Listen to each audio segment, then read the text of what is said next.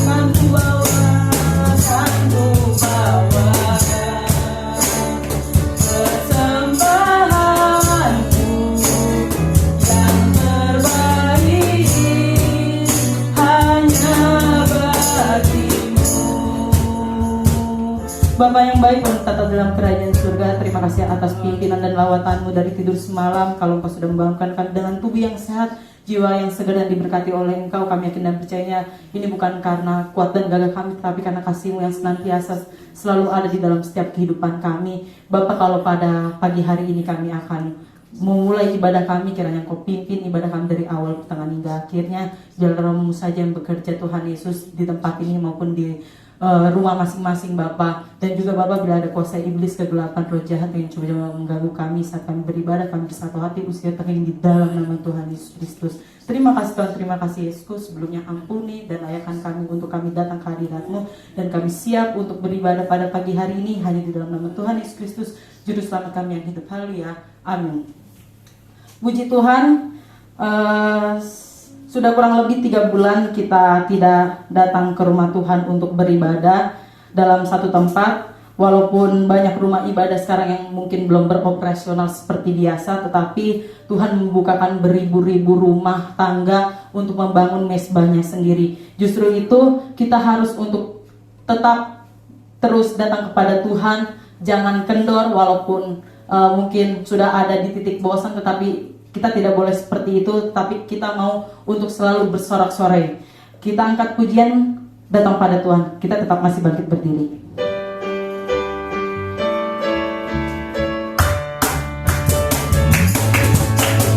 Datang pada Tuhan dengan sorak-sorai. Datang pada Tuhan dengan nyanyian syukur. Sabda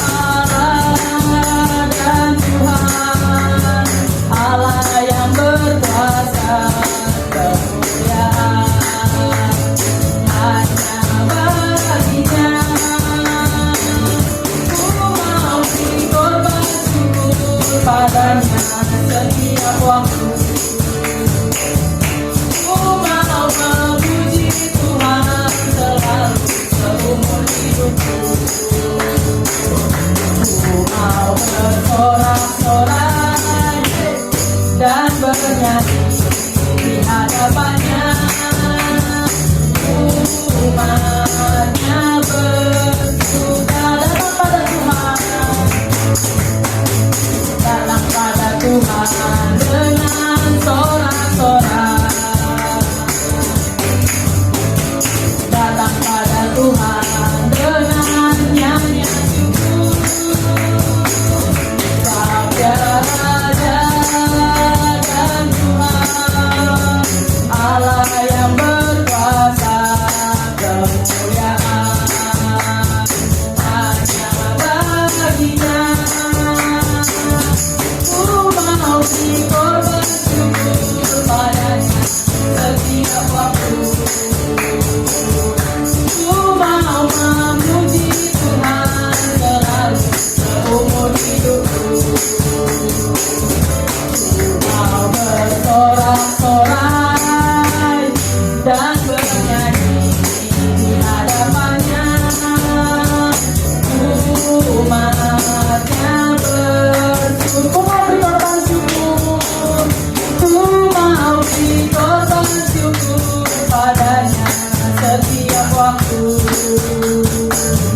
Ku mau memuji Tuhan selalu seumur hidupku.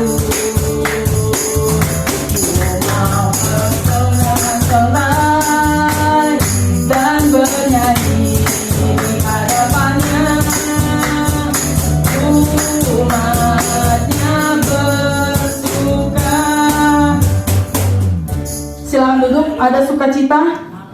Saya rasa semuanya bersukacita pada pagi hari ini. Biarlah ibadah minggu seperti ini bukan menjadi suatu kebiasaan atau rutinitas, tetapi kita mau sungguh-sungguh untuk beribadah, datang kepada Tuhan. Jadi kalau kita ada sampai sekarang ini, percaya kalau itu adalah berkat anugerah Tuhan, karena menyadari tadi sudah disinggung di awal, kalau tanpa Tuhan itu kita tidak dapat berbuat apa-apa. Justru itu karena anugerah Tuhan yang Tuhan sudah berikan kepada kita, kita harus tinggikan nama Dia. Kita ganti pujian kita dengan Allah ditinggikan. Allah ditinggikan dengan sorak-sorai, Allah ditinggikan dengan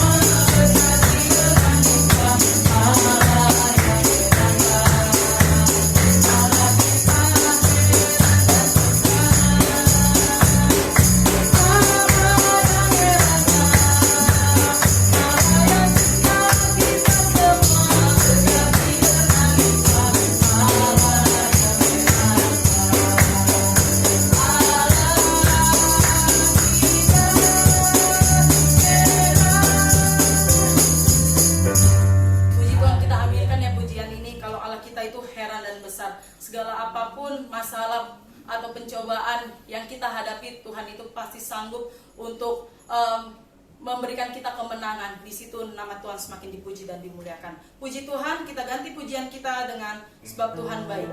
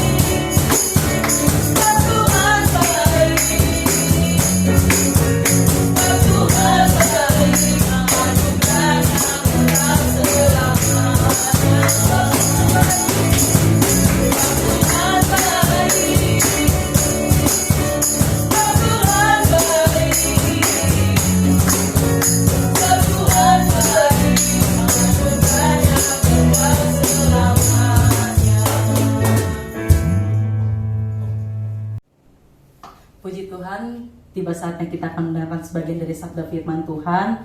Mari kita siapkan hati dan pikiran kita untuk kita mau mendengarkan firman Tuhan. Saya undang seluruh sidang jemaat untuk bangkit berdiri. Kita angkat pujian waktu Tuhan.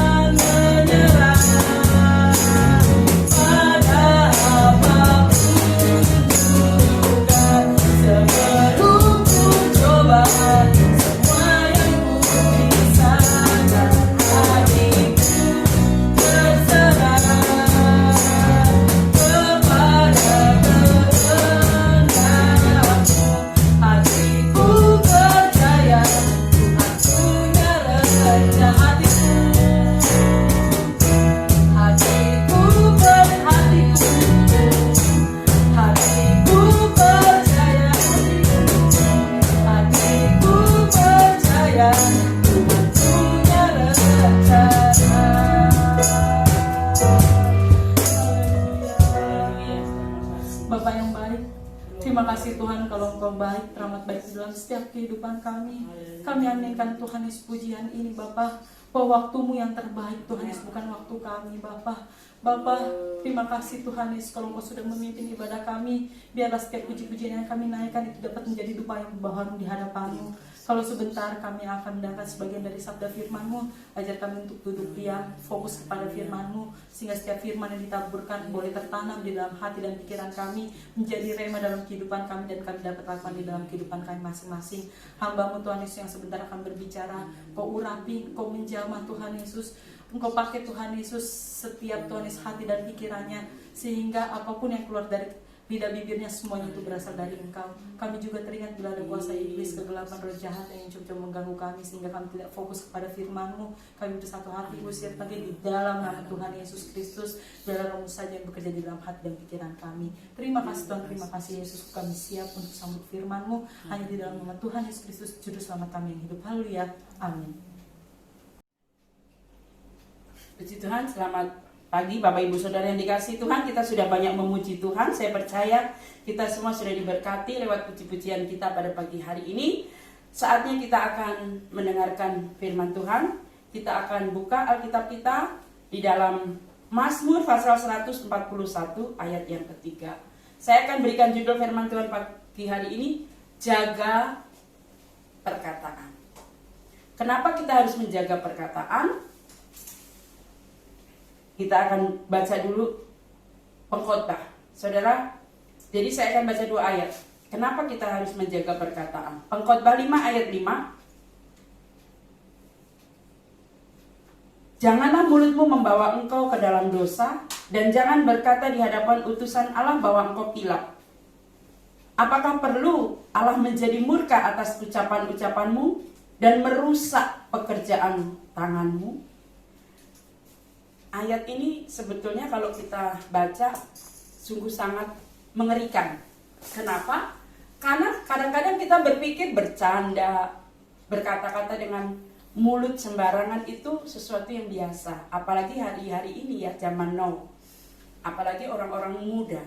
Tetapi ternyata Alkitab jelas mencatat, kalau kita salah menggunakan mulut kita, maka Allah murka. Kalau marah aja mungkin sekedar marah. Ini Allah murka atas ucapan-ucapanmu. Bukan hanya murka, tapi merusak pekerjaan tanganmu. Artinya kegagalan, ketidakberhasilan akan menimpa orang yang tidak bisa menjaga perkataannya. Itulah sebabnya pemazmur, dia seorang raja, dia dari seorang gembala sampai menjadi raja bangsa Israel. Dia selalu berdoa kepada Tuhan supaya Tuhan menjagai perkataannya. Di dalam Mazmur 141 ayat 3 dikatakan, awasilah mulutku ya Tuhan, berjagalah pada pintu bibir. Jadi mulut anak Tuhan itu sungguh luar biasa, yang menentukan. Karena di dalam Amsal pun, di sana dikatakan Amsal 18 ayat 21, hidup dan mati dikuasai lidah. Siapa suka menggemakannya akan memakan buahnya. Karena mulut kita ini kan tiap hari kita pakai untuk memuji Tuhan, untuk menggemakan firman Tuhan, hal-hal yang memberkati, itu yang terjadi dalam hidup kita, kata firman Tuhan. Berarti kalau yang kita gemakan hal-hal yang negatif, hal-hal yang buruk, hal-hal yang tidak berkenan kepada Tuhan, itu pun akan terjadi. Bukankah kalau kita berdoa, kita maunya doa kita didengar oleh Tuhan? Demikian pula apa yang keluar dari mulut kita itu didengar oleh Tuhan. Kalau anak sekolah minggu aja bilang, mata Tuhan melihat apa yang kau buat, baik yang baik, baik yang buruk, dia melihat. Jadi Tuhan tahu apa yang kita perkatakan. Sebab itu kita semua mau diberkati oleh Tuhan lewat bibir mulut kita. Jangan sampai Tuhan murka karena ucapan-ucapan kita. Jangan sampai Tuhan merusak pekerjaan tangan kita karena ucapan-ucapan kita. Tetapi Matius 12 ayat 36 di sana dikatakan, tetapi aku berkata kepadamu, setiap kata sia-sia yang diucapkan orang harus dipertanggungjawabkannya pada hari penghakiman. Ayat 37, karena menurut ucapanmu engkau akan dibenarkan, dan menurut ucapanmu pula engkau akan dihukum. Nah, saudara, benar di dalam Amsal tadi, bahwa hidup dan mati seorang ditentukan oleh lidahnya, oleh mulutnya. Karena oleh ucapan orang dibenarkan, oleh ucapan juga oleh orang dihukum. Nah, saya akan berikan beberapa contoh. Mulut yang seperti apa yang Tuhan mau kita pakai? Yang pasti Tuhan mau kita pakai mulut kita untuk memuliakan Tuhan, untuk menjadi berkat. Tetapi ada beberapa contoh mulut yang membawa kita ke dalam dosa, sehingga membuat orang itu tidak diberkati. Nah, kita mau koreksi diri kita masing-masing. Apakah selama ini kita sudah setia sama Tuhan, kita sudah berdoa, kita sudah melakukan firman, tetapi kok Tuhan tidak melakukan keajaiban dalam hidup kita? Kok pekerjaan tangan kita tidak diberkati? Ya, kok seolah-olah Tuhan abai terhadap kita? Mungkin kita sudah melakukan satu perbuatan dosa lewat mulut kita yang kita tidak sadari. Nah, kalau firman Allah datang pada pagi hari ini, berarti Tuhan sayang dan cinta sama saya dan saudara. Tuhan mau kita mengubah, sehingga mulut kita pakai untuk memuliakan Tuhan saja, bukan untuk hal-hal yang dosa. Sehingga Tuhan memberkati tangan kita, Tuhan memberkati kehidupan kita, Tuhan tidak murka terhadap kita. Contoh yang pertama, yaitu perkataan nasar yang tidak ditepati. Mungkin saudara bertanya, apa sih itu nasar? Ada burung nasar. Nasar itu adalah janji kepada Tuhan. Pernahkah saudara berjanji kepada Tuhan? Saya terlalu yakin dan percaya ada banyak orang yang sudah berjanji kepada Tuhan. Mungkin saat sakit, Tuhan nanti kalau saya sembuh, saya mau setia ke gereja. Tuhan, saya nanti kalau dapat kerjaan, saya mau setia mengembalikan milik Tuhan. Banyak ya orang-orang bernasar.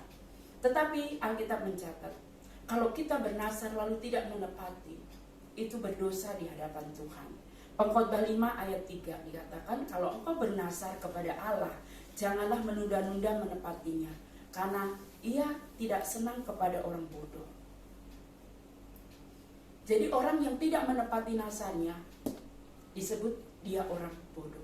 Lalu ayat yang keempat, lebih baik engkau tidak bernasar daripada bernasar tetapi tidak menepatinya. Jadi Alkitab jelas katakan lebih baik kita nggak usah berjanji sama Tuhan daripada kita berjanji lalu tidak menepati. Mungkin saudara bertanya, kalau gitu jangan kita berjanji sama Tuhan, ngeri. Saudara, ada kalanya kita bernasar itu nggak ada orang yang nyuruh. Itu adalah janji kita sendiri kepada Tuhan.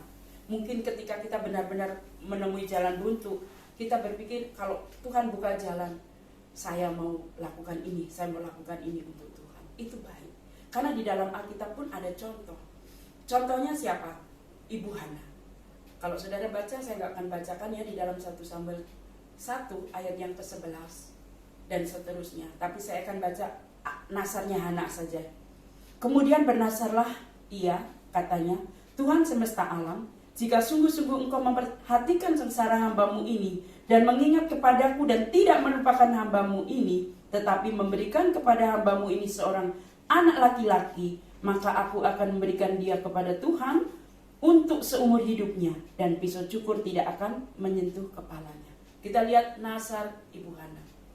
Karena dia sedih, ya nggak punya anak, lalu diledek oleh madunya Penina. Lalu kalau zaman dulu itu kalau wanita nggak punya anak itu dianggap sebuah aib, ya, tidak dihargai orang, tidak dihormati orang, harga dirinya tidak ada. Nah, karena begitu sedihnya dia bernasar. Sesuatu yang mustahil, Tuhan menutup kandungannya. Dia berdoa sambil bernasar, kalau aku melahirkan anak laki-laki, aku akan berikan pada Tuhan. Nah, orang dalam doa pun bisa bernasar. Tetapi ternyata Tuhan mengabulkan doanya. Dan ketika Tuhan mengabulkan doanya, dia cuma punya anak satu-satunya loh. Tapi dia serahkan. Akhirnya kan Samuel diserahkan ke rumah Tuhan. Dia berikan kepada Imam Eli untuk dididik di sana. Padahal semua orang tahu, saya percaya Ibu Hana pun tahu, anak-anak Imam Eli itu anak durhaka, anak dursila walaupun tinggal di rumah Tuhan. Tetapi karena dia sudah bernasar, dia menyerahkan semuanya kepada Tuhan. Mau jadi apa ini Samuel, yang pasti dia akan serahkan kepada Imam Eli untuk dididik menjadi pelayan Tuhan. Dan dia sudah bekali dengan baik dari rumahnya. Lepas ASI, masih kecil. Mana ada seorang ibu yang rela melepaskan anaknya yang baru lepas ASI kepada tangan orang lain. Tapi itulah nasar, dia tepati. Dan apa yang terjadi? Tuhan memberkati Hana luar biasa. Seorang Samuel kecil, dia menjadi nabi bangsa Israel yang pertama. Bukan itu saja, Tuhan tidak melupakan apa yang dibuat oleh Hana. Akhirnya Hana diberi anak lagi, 5 orang setelah Samuel. Dari mandul jadi punya 6 anak. Itulah kalau kita membayar nasar, itu Tuhan akan berkati berlipat-lipat. Ya, sebab itu Bapak Ibu Saudara yang dikasihi oleh Tuhan Yesus Kristus, kalau selama ini mungkin kita sudah pernah bernasar sekecil apapun itu, mari kita mau membayarnya supaya hidup kita diberkati, supaya kita tidak menjadi dimurkai Tuhan, dan supaya pekerjaan tangan kita tidak diberkati. Akhirnya gagal apa yang usaha kita, mata pencarian kita. Itu contoh pertama. Contoh yang kedua, Yakub. Yakub pun bernasar. Apa nasar Yakub dalam Kejadian 28 ayat 20? Saya bacakan cepat. Lalu bernasarlah Yakub, jika Allah akan menyertai dan akan melindungi aku di jalan yang kutempuh ini, memberikan kepadaku roti untuk dimakan dan pakaian untuk dipakai, sehingga aku selamat kembali ke rumah ayahku, maka Tuhan akan menjadi Allahku, dan batu yang kudirikan sebagai tugu ini akan menjadi rumah Allah. Dari segala sesuatu yang engkau berikan kepadaku akan selalu kupersembahkan 1/10 kepadamu. Kita melihat siapa Yakub. Yakub dia lari dari kakaknya Esau, mau dibunuh karena dia menipu kakaknya kan. Lalu dia tertidur di sebuah kota yang namanya Betel. Di situ dia melihat malaikat Tuhan turun naik. Di situ dia bernasar dalam mimpi. Dia mimpi melihat malaikat Tuhan turun naik, berarti dia tahu ada Tuhan yang masih menyertai dia. Lalu dia bernasar, Tuhan, kalau engkau membuat aku makan, kenyang, minum, karena dia pelarian ya, nggak punya apa-apa, maka nanti aku akan memberikan semua yang kudapatkan itu 10% kepada Tuhan. Dan apa yang terjadi? Yakub melakukannya. Ketika Yakub melakukannya, kita lihat cerita tentang Yakub. Akhirnya Yakub dia punya istri, punya anak-anak, padahal di negeri perantauan. Dan dia bertemu dengan Yitro, dia memelihara kambing domba ternak Yitro, yang dari nggak banyak jadi banyak beranak pinak. Bahkan ketika dia pulang, dia ingin menengok ayahnya, dan betul, janji Tuhan ditepati. Dia akhirnya bisa menengok ayahnya kembali ke rumah orang tuanya, ketemu Esau. Dan dia pikir Esau akan membunuhnya. Ternyata Esau tidak membunuhnya, malah mencium dan merangkulnya kalau kita baca ayat ini. Dan Yakub diberkati. Sampai hari ini pun orang kalau berdoa kan berkati dengan berkat Abraham, Ishak dan Yakub. Jadi jangan takut bernasar.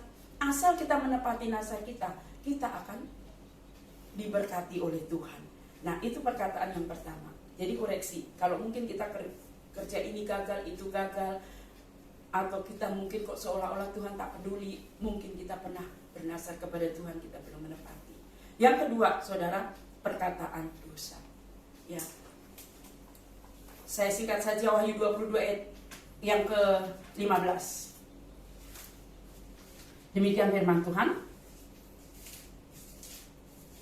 Tetapi anjing-anjing dan tukang-tukang sihir, orang-orang sundal, orang-orang pembunuh, penyembah-penyembah berhala, dan setiap orang yang mencintai dusta dan yang melakukannya tinggal di luar. Orang yang dusta tinggalnya di neraka. Di luar ini artinya di neraka. Orang yang berdusta sama seperti dosa tukang sihir. Jadi jangan kita berkata pergi ke tukang sihir. Kalau kita sendiri masih berdosa, dosa kita itu, kalau orang yang berdusta, berbohong, menipu siapapun itu, dia itu dosanya sama. Nggak ada itu dosa besar, dosa kecil. Sama dengan penyihir, sama dengan pembunuh. Sebab itu saudara, jangan sampai kita memiliki mulut dusta. Dusta itu biasanya dimulai dari hal yang kecil. Bohong-bohong kecil nggak apa-apa. Kita kan pikir berdosa bohong itu sesuatu yang kecil. Nggak mungkin Tuhan hukum. Beda dengan membunuh, beda dengan pergi ke peramal, tukang sihir. Tapi ternyata sama, saudara. Orang yang suka berbohong, lagu sekolah minggu bilang bohong-bohong itu dosa. Itu betul. Orang yang suka berbohong tempatnya di neraka. Lah kalau tempatnya aja sudah di neraka, apalagi di dunia ini. Tuhan tidak menyukai. Tadi sudah dikatakan Tuhan akan merusak pekerjaan tangannya. Bukan hanya merusak, tapi menjadi murka.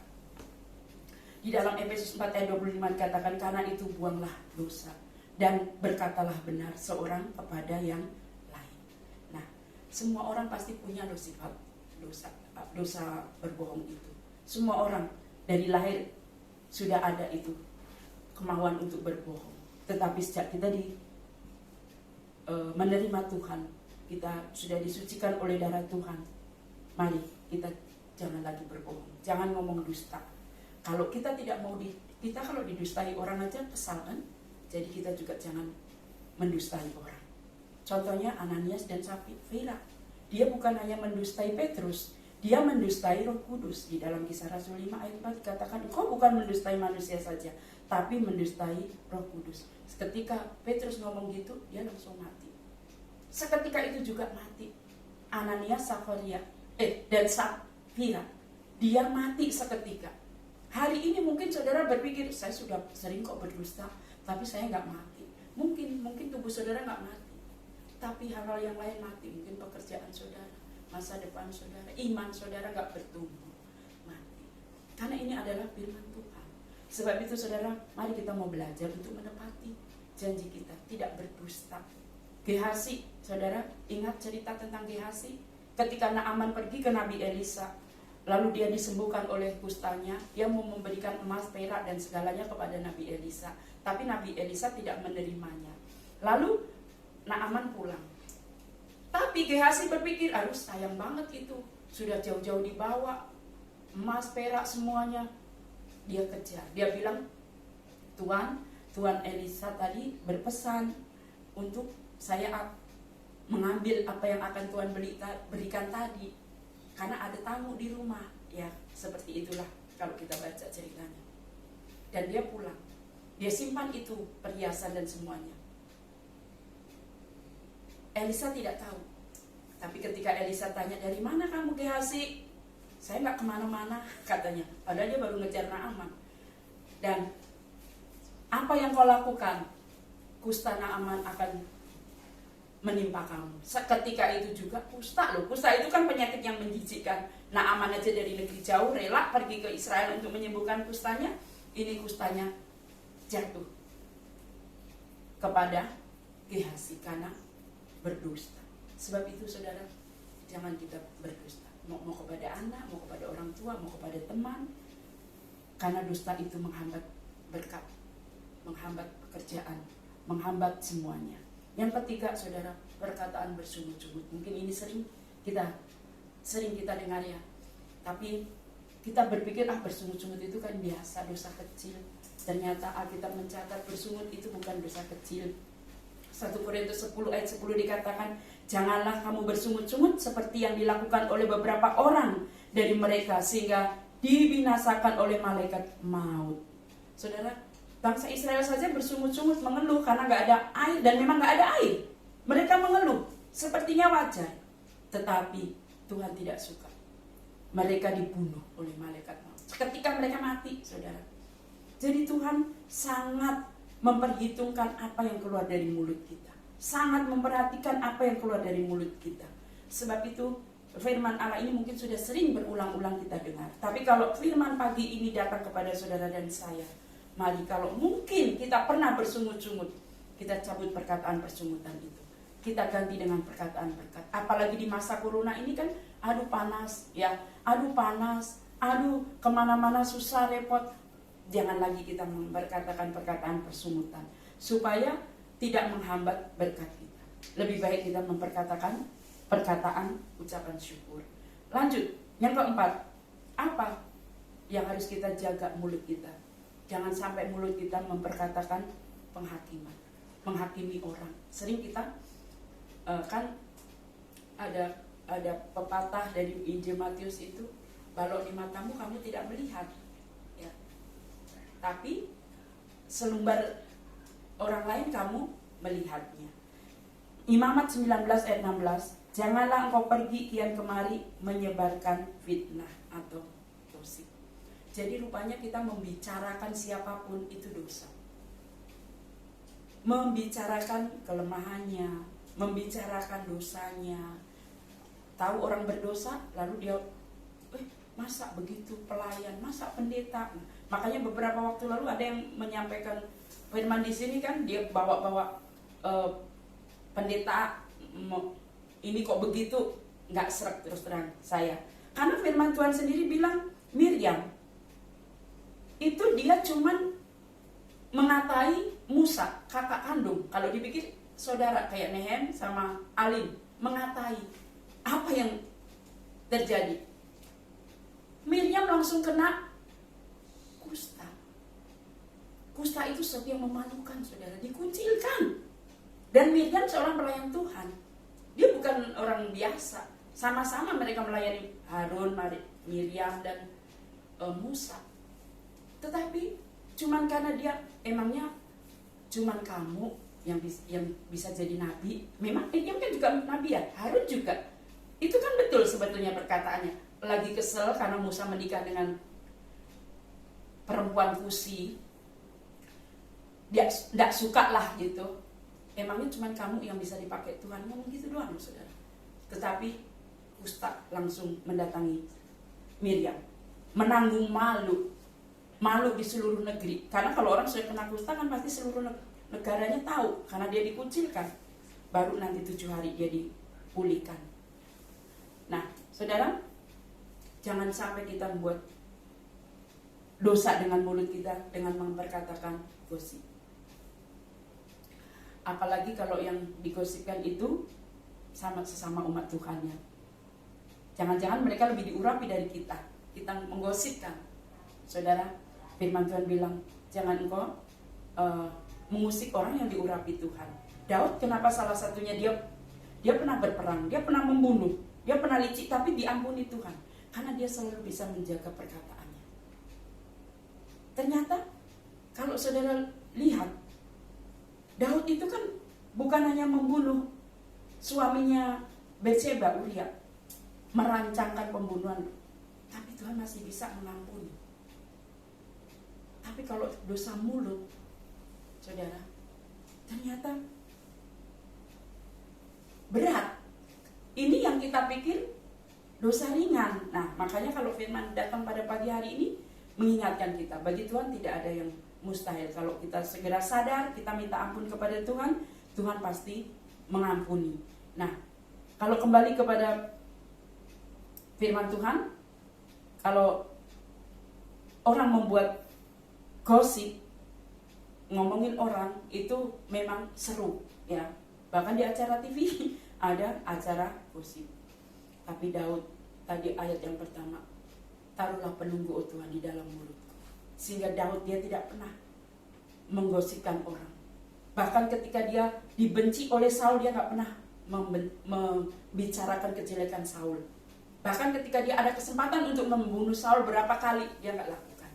Karena dia tahu Saul orang yang diurapi Tuhan. Yang terakhir, perkataan kotor. Saudara, Efesus 4 ayat 29, janganlah ada perkataan kotor keluar dari mulutmu, tetapi pakailah perkataan yang baik untuk membangun, di mana perlu supaya mereka yang mendengarnya beroleh kasih karunia. Rupanya mulut kita ini memang harus hanya boleh menyembah memuji Tuhan, supaya hidup kita diberkati, memberkati siapapun, supaya dengan kita memberkati, kita pun diberkati. Karena ketika kita memperkatakan perkataan kotor, saudara, maka kutuk yang akan datang kepada kita. Salah satu contoh, anak-anak di kota Betel. Nanti saudara bisa baca di 2 Raja-Raja pasal 2 ayat 23 sampai 24. Mereka menghina Nabi Elisa. Nabi Elisa itu rupanya rambutnya kurang numbuh lah gitu. Lalu anak-anak Betel ini berteriak-teriak, naiklah botak, naiklah botak. Mereka tidak menyebut nama sebenarnya, tapi nama samaran tapi yang mempermalukan. Nah, pernah nggak saudara memanggil nama orang, nama samaran yang mempermalukan? Tidak kebanggaannya, tapi dia jadi malu. Itu rupanya dosa. Karena tiba-tiba anak-anak ini diterkam oleh beruang. Tiba-tiba beruang dari hutan muncul mencabik-cabik. 42 anak mati. Kalau dipikir cuma 2 beruang loh. Kalau 10 beruang mungkin masuk akal, cuma 2 beruang. Tapi itu alat untuk menghukum anak-anak Betel ini. Jadi hati-hati dengan perkataan kita. Bukankah kita sering juga melihat kisah nyata, cerita-cerita di dunia nyata, bahwa ada banyak sekali orang yang menghina Tuhan, dengan memperkatakan perkataan yang sia-sia itu, ngomong sembarangan, itu langsung Tuhan hukum. Nah, salah satunya itu calon presiden Brasil, dia bilang nggak mungkin gagal jadi presiden. Dia bilang begitu. Tetapi apa yang terjadi? Dia mengatakan itu dengan kesombongan. Dia terlalu yakin dengan dirinya sendiri, dia tidak butuh Tuhan. Dia nggak butuh Tuhan untuk dia jadi presiden. Karena dia sudah banyak pendukung. Dan apa yang jadi? Pas hari pelantikannya memang dia terpilih karena memang sudah suaranya udah lebih, makanya dia ngomong sombong. Di hari menjelang 1 hari sebelum pelantikan dia tiba-tiba mati. Jadi dari dunia nyata aja kita sering melihat kan contoh-contoh seperti itu. Seperti John Lennon misalnya, dia kan bilang apa? Aku lebih terkenal dari Tuhan. Nah, dia baru ngomong gitu, dia ditembak oleh penggemarnya. Kalau dipikir nggak, mana mungkin penggemar menembak orang yang disayanginya. Tetapi itulah yang terjadi. Kapal Titanic, kalau kita sering dengar, itu pun kan yang membuat Titanic, kapal ini yang bernama Thomas, dia bilang apa? Sekalipun Tuhan nggak bisa menenggelamkan. Karena semua orang memuji kan, wih hebat kapalnya bagus. Tapi cuman gara-gara air laut yang beku kesenggol, kapal itu tenggelam. Jadi saudara, jangan kita menghina Tuhan, meremehkan Tuhan dengan perkataan kita. Karena itu akan menghancurkan hidup kita, menghalangi berkat kita. Marilyn Monroe ketika Billy Graham datang, Billy Graham tahu diutus Tuhan mau mendoakan Marilyn Monroe. Tapi Marilyn bilang apa? Aku gak butuh Tuhan. Dan seminggu kemudian didapati dia mati di dalam kamarnya. Entah mati bunuh diri, entah dibunuh. Ya. Padahal Marilyn ini dia punya hubungan dengan banyak presiden, termasuk ya banyak presiden lah. Tetapi ternyata hidupnya binasa. Karena apa? Menghina Tuhan, aku gak butuh Tuhan. Mungkin itu cuma main-main, tetapi sepertinya cuma perkataan, bukan membunuh orang, tapi itu dosa yang menjijikkan hati Tuhan. Juga ada seorang kelompok orang muda itu yang ibunya berpesan, Tuhan memberkati ya. Dia bilang, oh gak ada tempat, Tuhan dibatasi aja. Gak lama, seluruh kaum anak muda yang ada di mobil itu mati kan. Bagasinya ada telur utuh. Karena dia tadi bilang kan, kecuali di bagasi. Jadi saudara, tanpa kita sadari, perkataan kita itu hidup dan mati dikuasai lidah, itu betul. Dan Tuhan bilang bahwa jangan sampai Tuhan murka atas ucapan kita, merusak pekerjaan tangan kita karena perkataan kita. Puji Tuhan, firman Tuhan tidak saya panjangkan, tetapi biarlah ini boleh mengingatkan kembali kita. Kenapa? Karena di masa corona seperti ini, kadang kita sembarangan ya, ngomong, bicara. Entah kepada anak, entah kepada suami, kepada istri, kepada orang, bahkan kepada Tuhan. Ternyata itu mempengaruhi berkat kita, mempengaruhi usaha pekerjaan tangan kita. Mari kita mau sama-sama angkat satu pujian kepada Tuhan.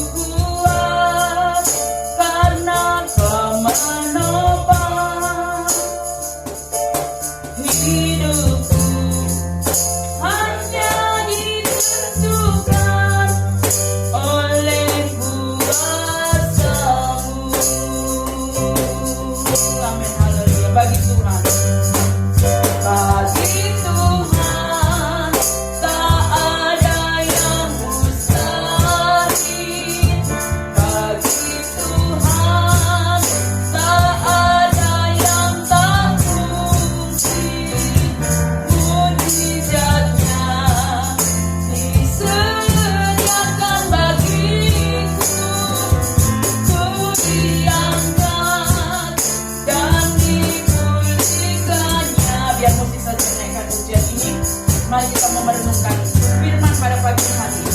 Mungkin firman ini terlalu singkat, terlalu cepat. Tapi satu perkara, mungkin hari-hari ini saudara pernah berjuang, berusaha, bekerja ini dan itu selalu gagal. Saudara sudah berdoa, saudara sudah berpuasa, sudah melakukan firman Tuhan. Mari kita mau introspeksi diri masing-masing. Mungkinkah kita kurang menjaga mulut kita? Mungkin kita berkata-kata sembarangan. Kita bahkan mengutuk diri kita, mungkin berkata, aku bodoh, aku sial. Dan itu yang terjadi. Karena mulut anak Tuhan itu mulut yang diurapi. Tetapi ujian ini katanya, bagi Tuhan tak ada yang mustahil. Tuhan setia. Kalau kita mau datang kepadanya, kita mau minta ampun kepadanya, kita cabut kata-kata kutuk, entah itu yang kita lontarkan kepada anak, kepada suami, kepada istri, kita ganti dengan perkataan berkat. Keluhan-keluhan kita ganti dengan ucapan syukur. Maka di masa corona, masa yang sulit, Tuhan sanggup memberkati. Mungkin situasinya tidak sesuai, kita tidak punya apa-apa, tapi kita berkata, aku diberkati, aku disembuhkan, aku dipulihkan. Tuhan memberkati pekerjaan tangan. Karena memang saudara dan saya adalah orang yang diberkati. Haleluya. Mujizatnya disediakan bagiku, ku diangkat dan dipulihkannya. Terima kasih Tuhan buat firman-Mu pagi ini. Kami percaya Engkau sudah memberkati hamba-Mu, memberkati sidang jemaat-Mu. Kalau mungkin di hari-hari waktu-waktu yang lalu kami seringkali mengucapkan perkataan persungutan, keluhan, gosip, dan semua itu ternyata menghambat berkat kami, menghambat pekerjaan tangan kami, bahkan Engkau murka. Ampuni kami Tuhan. Dan biarlah di hari-hari ke depan kami belajar dari bangsa Israel. Kami lebih memilih bersyukur daripada bersungut. Kami lebih memilih mengatakan kebenaran dibandingkan kebohongan. Karena hanya kebenaranlah yang akan memberkati kami, membawa kami kepada kebenaran firman-Mu, sehingga kami menjadi orang-orang yang diberkati Tuhan. Terima kasih Bapa, berkati seluruh umat-Mu yang sudah beribadah pagi hari ini. Besar, kecil, tua, muda, pria, wanita, siapapun mereka yang di rumah maupun di rumah ibadah ini, Tuhan memberkati. Seluruh pemain musik yang sudah terlibat dalam pelayanan, Tuhan berkati. Bahkan pemerintahan kami, Engkau memberkati. Terima kasih banyak Bapak. Sekarang saudaraku yang dikasihi Tuhan Yesus Kristus, pulanglah ke rumah masing-masing, bawalah berkat yang datang dari Allah Bapa, Allah Putra, Allah Roh Kudus, Tuhan Yesus Kristus, menyertai kita semua hari ini sampai Maranatha. Kami terima berkat-Mu dalam nama Yesus. Amin.